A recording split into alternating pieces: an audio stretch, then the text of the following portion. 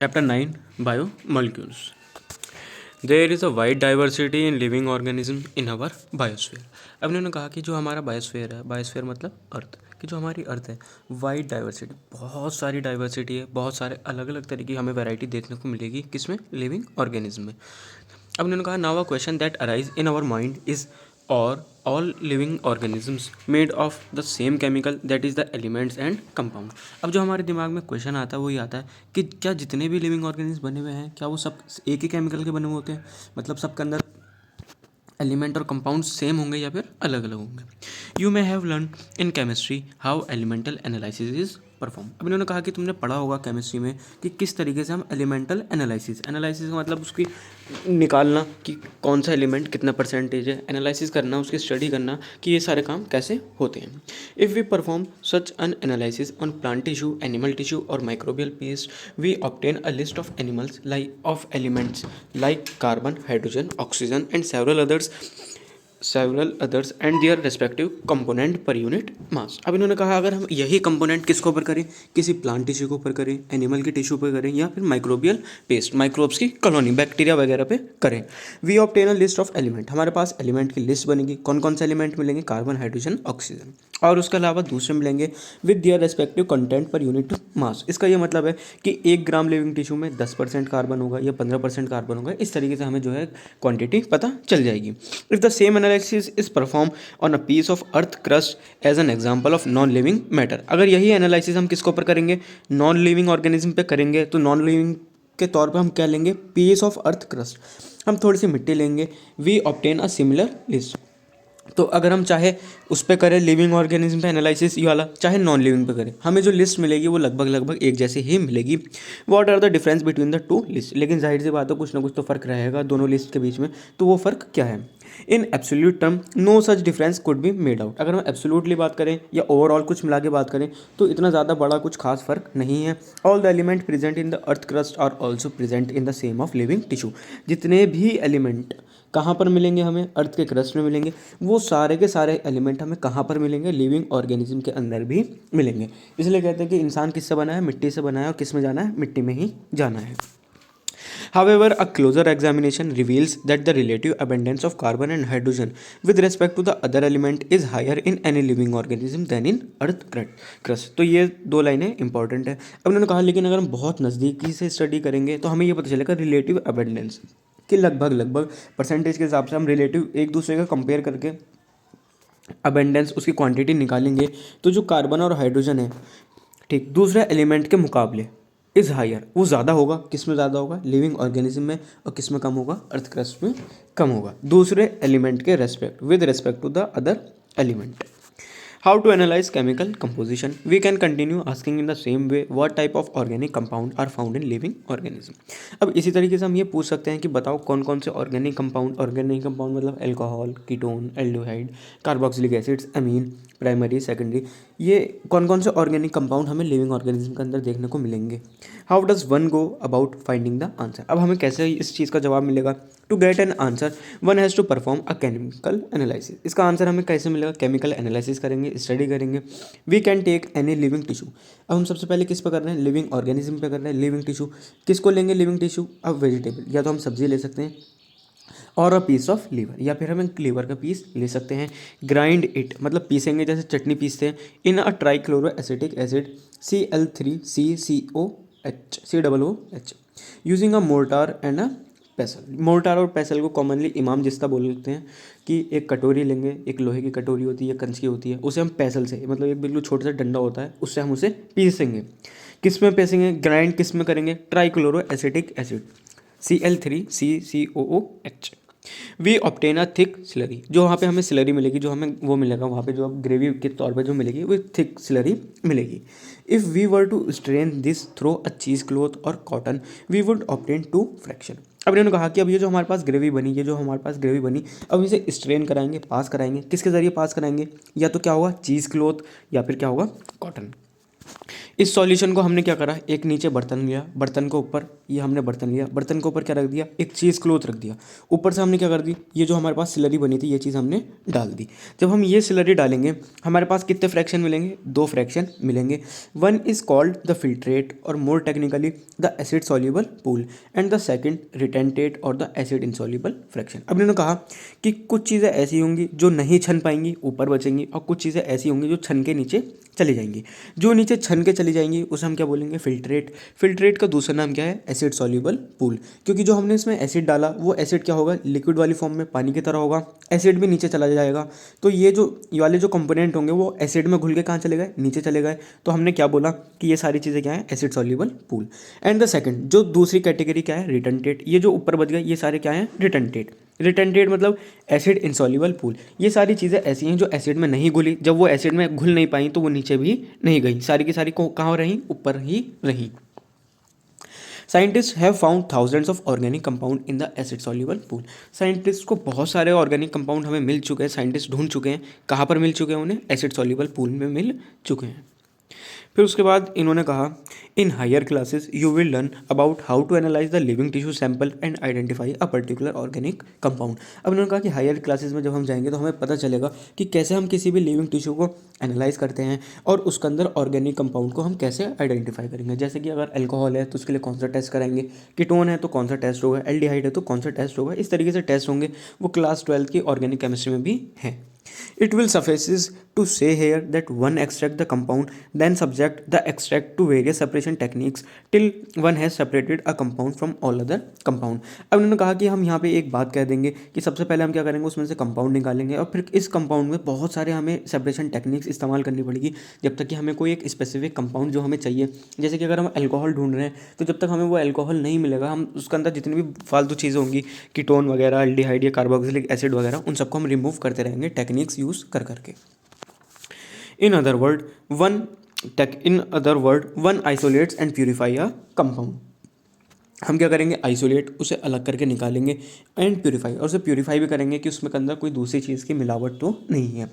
Analytical techniques when applied to the compound give us an idea of an molecular formula and the probable structure of the compound. अब उन्होंने कहा कि जब हम इस पर दूसरी एनालिटिक्स मतलब मैथमेटिकल वाली कुछ टेक्निक्स इस पर लगाएंगे, जैसे कि केमिस्ट्री में भी दे रखा है, मूल कॉन्सेप्ट वाले चैप्टर में ये चीज़ वहाँ पे समझाई है कि हमें क्या मिल जाएगा, लगभग उसका क्या मिल जाएगा, मॉलिक्यूलर फार्मूला का थोड़ा बहुत आइडिया मिल जाएगा। फिर उससे हम उसका थोड़ा बहुत अंदाजे से स्ट्रक्चर भी बना सकेंगे कि हाँ इसका स्ट्रक्चर क्या होगा। All the carbon compound that we get from the living tissue can be called biomolecules. Underline कर लो कि जितने भी कौन से कंपाउंड, कार्बन वाले जितने कंपाउंड, उनके अंदर क्या होना चाहिए, कार्बन होना चाहिए। ये सारी की सारी चीज़ें हमें कहाँ से मिली, लिविंग टिश्यू से मिली। उन सब के अंदर ये इन कंपाउंड को हम क्या बोलेंगे, बायोमोलिक्यूल्स। बायोमोलिक्यूल्स होने की 2 शर्त है। पहली शर्त क्या कि उसके अंदर क्या रहना चाहिए, कार्बन, और दूसरी शर्त क्या कि वो जो कंपाउंड है वो हमें कहाँ से मिले, लिविंग टिश्यू के अंदर से मिले। However living organism have also got inorganic elements and compound in them. अब उन्होंने कहा इसके साथ साथ लिविंग ऑर्गेनिज्म के अंदर कुछ इनऑर्गेनिक एलिमेंट भी होते हैं और उसके साथ साथ उनके अंदर कुछ कंपाउंड भी होते हैं। How do we know this, अब हमें इसके बारे में कैसे पता चला।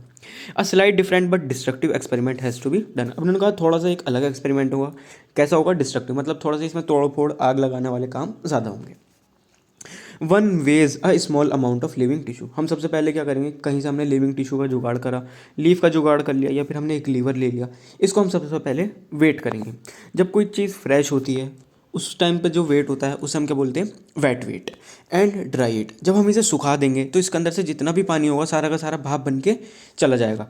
तो जब हम सुखाने के बाद वेट करेंगे तो उसे क्या बोलेंगे, ड्राई वेट। ड्राई वेट में किस चीज़ का वजन नहीं होगा, पानी का वजन नहीं होता। फ्रेश वेट में या वेट वेट में पानी का वजन होता है। And dry it all the water vapours evaporate, जितने भी उसके अंदर पानी होगा वो सारा का सारा भाप बन के उड़ जाएगा, सूख जाएगा। रिमेनिंग मटेरियल, अब जितना भी मटेरियल बचा होगा उसका जो वेट होगा उसे हम क्या बोलेंगे, dry weight. Now if the tissue is fully burned, अब हमने क्या करा, टिश्यू को पूरे तरीके से जला दिया। All the carbon compounds are oxidise to gaseous form CO2 and water vapours and are removed. अब उन्होंने कहा कि जब हमने इसे जला दिया तो उस कंपाउंड के अंदर जितने भी कार्बन थे सारे के सारे भाप ऑक्सीडाइज हो जाएंगे। ऑक्सीडाइज होकर किस फॉर्म में कन्वर्ट होंगे, एक गैस वाली फॉर्म में कन्वर्ट होंगे। कौन सी फॉर्म में, कार्बन डाइऑक्साइड। क्या बनेगा, और उसके साथ साथ हीट की वजह से वाटर वेपर्स भी निकल जाते हैं। अच्छा, अब जो स्ट्रक्चर बचा उसे हम क्या बोलेंगे, ऐश बोलते हैं। पूछा जाता है कि बताओ ऐश के अंदर कौन से एलिमेंट नहीं होते। जब हमारा जो लिविंग टिश्यू था उसके अंदर जितना भी कार्बन था सारा भाप बन के उड़ चुका है, तो ऐश के अंदर कार्बन वाला एलिमेंट बिल्कुल भी नहीं होता, ना ही कार्बन होता है और ना ही इसके अंदर वाटर होता है। H2O, ये दो चीज़ें इसके अंदर नहीं होती। This ash contain inorganic element. अब ये जो ऐश है, ये जो राख बची, इसके अंदर क्या होते हैं, इनऑर्गेनिक एलिमेंट होते हैं, जैसे कि कैल्शियम, मैग्नीशियम और बहुत सारे inorganic compounds like sulfate, phosphate, etc. are also seen on acid soluble fraction. अब उन्होंने कहा कि जो एसिड सॉल्युबल फ्रैक्शन था, जो नीचे चला गया था, जो फिल्ट्रेट था, वहाँ पे हमें इनऑर्गेनिक कंपाउंड जैसे कि सल्फेट और फॉस्फेट वगैरह भी देखने को मिलते हैं। उसके साथ साथ अभी हमने पीछे पढ़ा था कि साइंटिस्ट ने बहुत सारे ऑर्गेनिक कंपाउंड की भी डिस्कवरी करी है एसिड सॉल्युबल पूल से।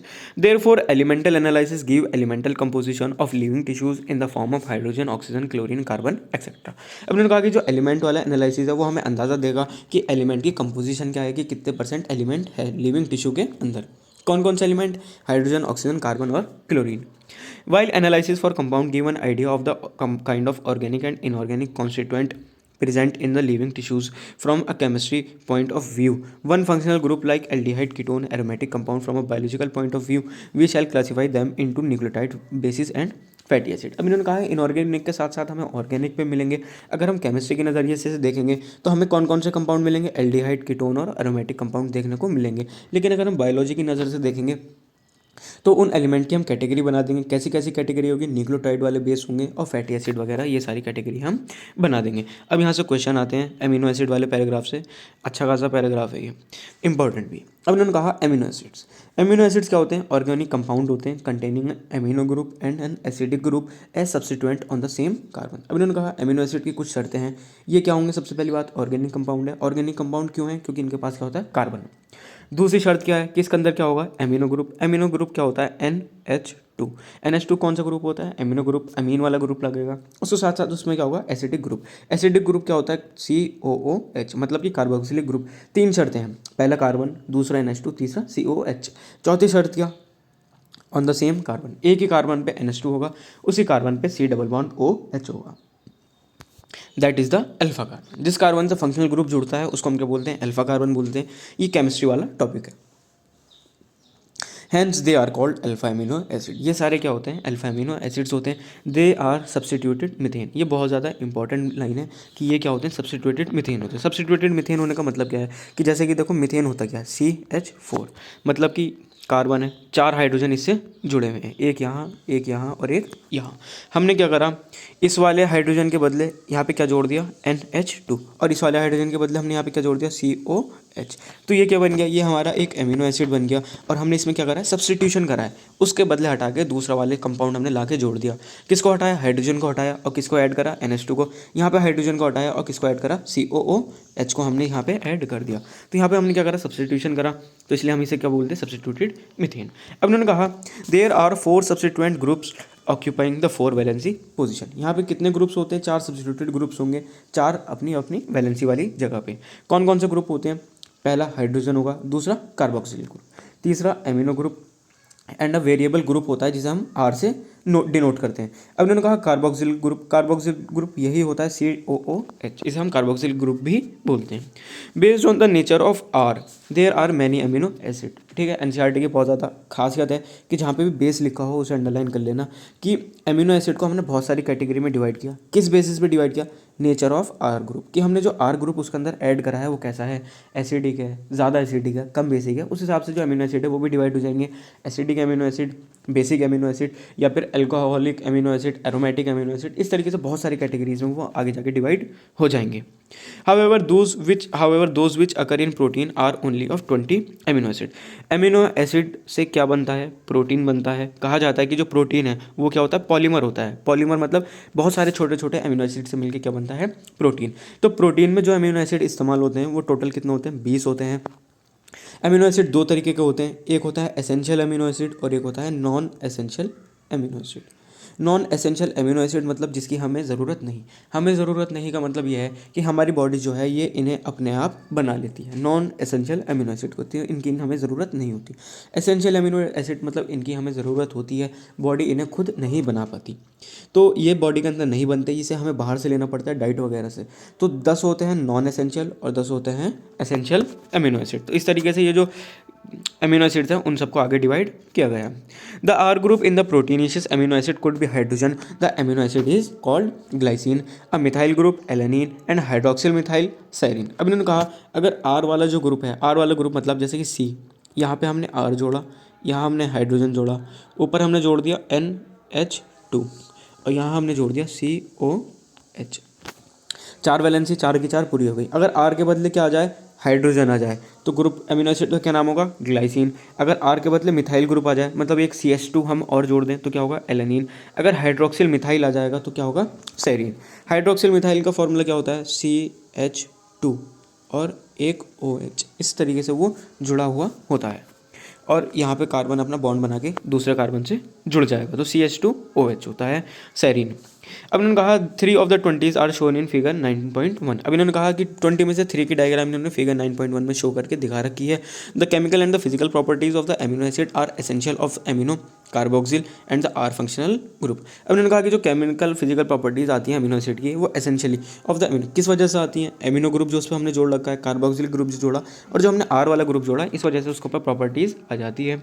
Based on the number of amino and the carboxyl group, किस चीज़ के ऊपर बेस है कि एमिनो ग्रुप कितने जुड़े हुए हैं और कार्बोक्सिलिक एसिड वाले ग्रुप कितने जुड़े हुए हैं। अगर एसिड वाले ग्रुप ज़्यादा होंगे तो जाहिर सी बात है कंपाउंड कैसा होगा, एसिडिक होगा। Example glutamic acid, aspartic acid, phenyl pyruvic acid, बहुत सारे होते हैं।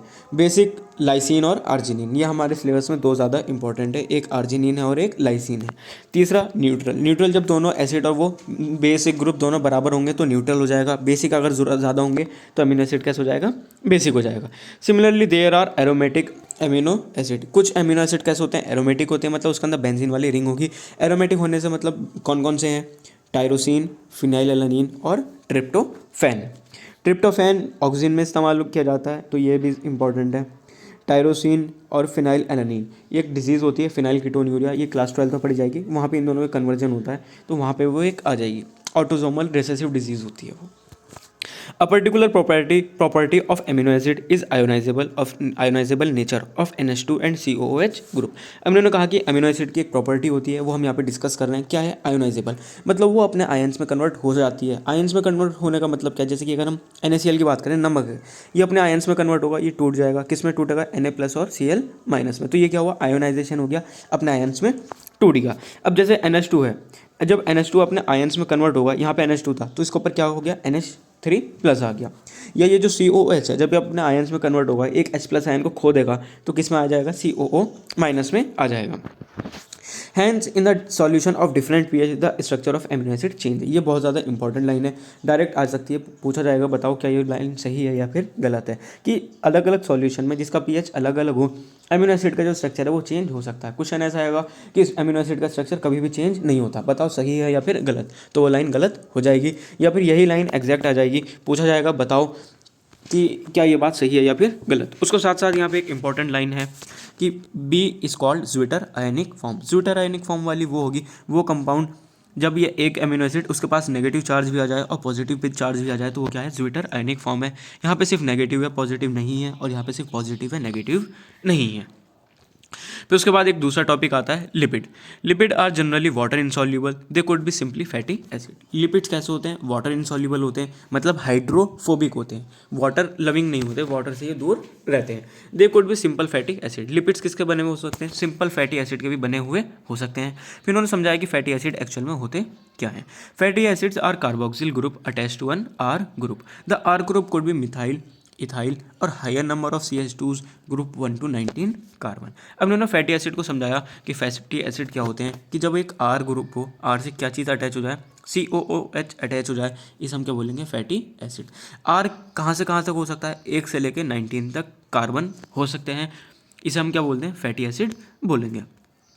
For example palmitic acid has 16 carbon including carboxyl carbon. यहाँ पे एक बहुत अच्छा आता है, इन्होंने कहा कि एक एसिड है, क्या नाम है उसका, पाल्मेटिक एसिड। पाल्मेटिक एसिड में इसको और इन दोनों को, दोनों कार्बन को मिला के टोटल कार्बन कितने हैं, 16 कार्बन है। तो पूछा जा सकता है कि बताओ पार्मिटिक एसिड में जो आर वाली चेन होती है उसमें कितने कार्बन है। सब बच्चे 16 लगा देंगे, लेकिन ध्यान रखना कितना है वो 15, क्योंकि एनसीईआरटी ने क्या कहा, एनसीईआरटी ने कहा कि जो आर वाला चेन है, जो आर वाली कार्बन की चेन है और जो कार्बोक्सिलिक ग्रुप, दोनों के कार्बन मिला के 16 है। अगर सिर्फ आर की बात करेगा तो वो 15 है और दोनों को मिलाएंगे तो 16 है। क्या नाम है एसिड का, पार्मिटिक एसिड। पार्मिटिक एसिड के अंदर एक भी डबल बॉन्ड नहीं होता, डबल बॉन्ड नहीं होता तो ये कैसा रहता है, सैचुरेटेड। फिर उसके बाद इन्होंने कहा arachidonic acid has 20 carbon atom including carboxyl carbon. अब इन्होंने कहा कि एक दूसरा एसिड है, क्या नाम है इसका, एराकिडोनिक एसिड। इसके अंदर कितने कार्बन है, 20 कार्बन है। किसको मिला के, COOH वाले कार्बन को मिला के। तो जो R है उसमें कितने कार्बन होंगे, 19 कार्बन होंगे। एक कार्बन यहाँ पर है तो टोटल कार्बन कितने हो गए, 20 कार्बन हो गए। ये जो होता है ये अनसैचुरेटेड होता है। इसके अंदर कितने डबल बॉन्ड होंगे, 4 इसके अंदर डबल बॉन्ड हमें देखने को मिलेंगे। उन्होंने कहा fatty acid could B saturated without double bond और अनसैचुरेटेड विद 1 और मोर कार्बन डबल बॉन्ड। इन्होंने कहा फैटी एसिड सैचुरेटेड भी हो सकता है, मतलब इसके अंदर एक भी डबल बॉन्ड ना हो, या फिर अनसैचुरेटेड भी हो सकता है कि इसके अंदर एक या एक से ज़्यादा डबल बॉन्ड हमें देखने को मिले। फैटी एसिड सैचुरेटेड का एग्जांपल क्या हो जाएगा, पार्मिटिक एसिड, और अनसैचुरेटेड जिसके अंदर डबल बॉन्ड होंगे उसका क्या एग्जांपल होगा, एराकिडोनिक एसिड। अब उसके बाद इन्होंने कहा another simple lipid is glycerol, कि उसके अलावा एक सिंपल लिपिड की हम बात करें वो क्या होता है, ग्लिसरॉल होता है। ग्लिसरॉल का इन्होंने केमिकल नेम बताया ट्राई हाइड्रोक्सी प्रोपेन। अगर हम ग्लिसरॉल का स्ट्रक्चर बनाएं तो ट्राई हाइड्रोक्सी प्रोपेन, ये क्या हो गया, प्रोपेन 3 कार्बन वाला, try hydroxy. Hydroxy word use होता है OH के लिए, तो यहाँ पे कितने OH होंगे, 3 OH होंगे। तो ये जो स्ट्रक्चर बनेगा ये किसका बन जाएगा, ग्लिसरॉल का बन जाएगा। बाकी हम हाइड्रोजन से वैलेंसी पूरी कर लेंगे। तो ये क्या हो गया, ग्लिसरॉल। इन्होंने कहा कि जो ग्लिसरॉल होता है वो भी क्या होता है, एक सिंपल लिपिड होता है, सिंपल लिपिड होता है ग्लिसरॉल। ठीक, अब इन्होंने कहा many lipids have both glycerol and fatty acid. बहुत सारे लिपिड्स ऐसे होते हैं उनके अंदर ग्लिसरॉल भी हमें देखने को मिलेगा और फैटी एसिड भी देखने को मिलता है। Here the fatty acids are found esterified with glycerol. अब यहाँ पे बहुत सारी चीज़ आ गई, केमिस्ट्री वाली चीज़ें सारी की सारी, कि फैटी एसिड जो होते हैं बहुत सारे वो एस्टरिफाइड हो जाते हैं। किसके साथ एस्टरिफाइड हो जाते हैं, ग्लिसरॉल। तो अब इसे समझते हैं पूरे को, एस्टरिफाइड होने का क्या मतलब है। देखो जैसे कि ये कोई अल्कोहल था, अल्कोहल की हमने रिएक्शन करा दी, किसके साथ कराई, कार्बोक्सिलिक एसिड के साथ। ठीक, ये C, ये डबल बॉन्ड और ये OH, ये हमारा OH आ गया, ये हमारा पूरा कार्बोक्सिलिक एसिड का स्ट्रक्चर आ गया। तो ये वाला H और ये पूरा H ये टूट के बाहर निकल जाएंगे। क्या बाहर निकलेगा, पानी बाहर निकल जाएगा। कंपाउंड क्या बनेगा, ROC डबल बॉन्ड O और R1। ये पूरा जो कंपाउंड बना, इसको हम यहाँ पे जो बॉन्ड बना वो कौन सा बॉन्ड बना, एस्टर वाला बॉन्ड बना है। इस पूरे प्रोसेस को क्या बोलते हैं, एस्टेरिफाइड होना। तो इन्होंने कहा कि जो ग्लिसरॉल था हमारा, मतलब कि ये जो हमारा 3 कार्बन वाला चेन है और इसके साथ एक OH यहाँ पर, एक OH यहाँ पर और एक OH यहाँ पर। यहाँ पे अगर हम फैटी एसिड इसी तरीके से कोई हम एसिड ले लें, R1C डबल बॉन्ड O और OH, इन दोनों की रिएक्शन करा देंगे, वाटर टूट के बाहर निकल जाएगा। तो ये क्या होगा, यहाँ पे अगर हम एक ही एसिड से यूज़ करेंगे तो ये बनेगा मोनोग्लिसराइड, कि यहाँ पे सिर्फ और सिर्फ एक ही ग्लिसराइड, एक ही बार हमने एस्टरिफिकेशन कराया है। लेकिन अगर हम यहाँ पे इसी तरीके से एक कार्बन का कंपाउंड और ले लें तो 2 पानी के मॉलिक्यूल टूट के बाहर निकलेंगे, तो 2 बॉन्ड बनेंगे तो डाइग्लिसराइड, और अगर 3 बॉन्ड बन के बाहर निकलेंगे तो क्या बोलेंगे, ट्राइग्लिसराइड। मोनोग्लिसराइड, डाइग्लिसराइड और ट्राइग्लिसराइड में एक्चुअल में किस चीज़ का फर्क होगा, कि उसमें हमने कितने फैटी एसिड के साथ रिएक्शन कराई है। एक के साथ कराएंगे मोनोग्लिसराइड, अगर 2 होंगे तो डाइग्लिसराइड, और अगर 3 होंगे तो ट्राइग्लिसराइड। ठीक, they can be then monoglyceride, diglyceride और ट्राइग्लिसराइड। फिर एनसीईआरटी ने पूरी बात समझा दी कि वो क्या क्या हो सकते हैं, मोनोग्लिसराइड, डाइग्लिसराइड और ट्राइग्लिसराइड हो सकते हैं। These are also called fat and oils based on melting point. यहाँ पे एक बहुत अच्छा पॉइंट है कि हमने क्या करा, लिपिड को 2 कैटेगरी में डिवाइड कर दिया, एक फैट में और एक ऑयल में। किस चीज़ के बेसिस पे, उनके मेल्टिंग पॉइंट पे बेसिस पे। मेल्टिंग पॉइंट क्या होता है, वो टेम्परेचर जिस पर वो पिघल जाएंगे, मेल्ट हो जाएंगे। Oils have lower melting point, example gingerly oil, and hence can remain as oil in winter। अब मैंने कहा कि जो ऑयल्स होते हैं उनका जो मेल्टिंग पॉइंट होगा वो क्या रहेगा, कम रहेगा। मतलब कि जैसे कि नॉर्मल टेम्परेचर 10 मतलब कि 20 अगर हम डिग्री सेल्सियस मान के चलें तो 20 डिग्री सेल्सियस पे भी ये जो ऑयल होंगे ये किसकी तरह रहेंगे, तेल की तरह ही रहेंगे, लिक्विड वाली फॉर्म में ही रहेंगे। लेकिन जो फैट होते हैं उनका मेल्टिंग पॉइंट ज़्यादा होता है, कि अगर जैसे 20 डिग्री सेल्सियस पे भी वो बिल्कुल फैट की तरह मतलब सॉलिड वाली फॉर्म में वो आ जाएंगे, लिक्विड की फॉर्म में वो नहीं रहते। जैसे कि अगर हम ऑयल की बात करें, रिफाइंड ऑयल और सरसों का तेल, ये क्या हुआ, ये ठंड में भी बिल्कुल लिक्विड वाली फॉर्म में रहेगा।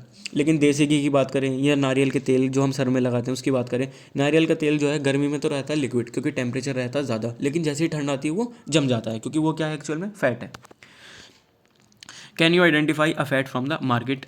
Some lipids have phosphorus and phosphorylated organic compound in them. These are called phospholipid. अब उन्होंने कहा जैसे फैटी एसिड ऐड हुआ, ग्लिसराइड बन गया, अगर हम फॉस्फोरस H3PO4 को जोड़ेंगे जो कंपाउंड बनेगा वो क्या होगा, फॉस्फोलिपिड हम उसे बोलेंगे। फॉस्फोलिपिड हमें कहाँ देखने को मिलता है, सेल मेम्ब्रेन में हमें फॉस्फोलिपिड देखने को मिलता है। वहाँ पे 2 लेयर होती है, बाई लेयर होती है किसकी, लिपिड की। They are found in cell membrane, कहाँ हमें देखने को मिलेगा, सेल मेम्ब्रेन में देखने को मिलेगा। एक बहुत अच्छा एग्जाम्पल है लेसाइथिन इज़ वन है एग्जाम्पल। लेसाइथिन की बात करें हमें कहाँ मिलता है, लंग्स में अगर हमें मिलता है। जब कोई नया बेबी, न्यू बॉर्न बेबी आता है, जब वो पैदा हुआ तो उसके लंग्स बिल्कुल पिच के हुए होते हैं, एल्वियोलाई जो होती है बिल्कुल कोलैप्स होती है, तो एल्वियोलाई जो पिच की हुई है उसे खोलने में मदद करता है कौन, लेसाइथिन। अब इन्होंने कहा some tissues specially the neural tissues have lipid with more complex structure. इन्होंने कहा कि एक एक्सेप्शनल न्यूरो, अजीब सा ही नाम था उसका, मैं नाम भूल रहा हूँ, तो एक स्ट्रक्चर ऐसा है जो हमारे न्यूरल सिस्टम में पाया जाता है, उसमें जो फॉस्फोलिपिड्स ही यूज़ होते हैं और बहुत ज़्यादा कॉम्प्लेक्स होते हैं। माइलिन ऐसे कुछ करके वर्ड है, वो दिमाग से स्किप हो रहा है, तो वो वर्ड है बिल्कुल वहीं पे ये हमें देखने को मिलते हैं।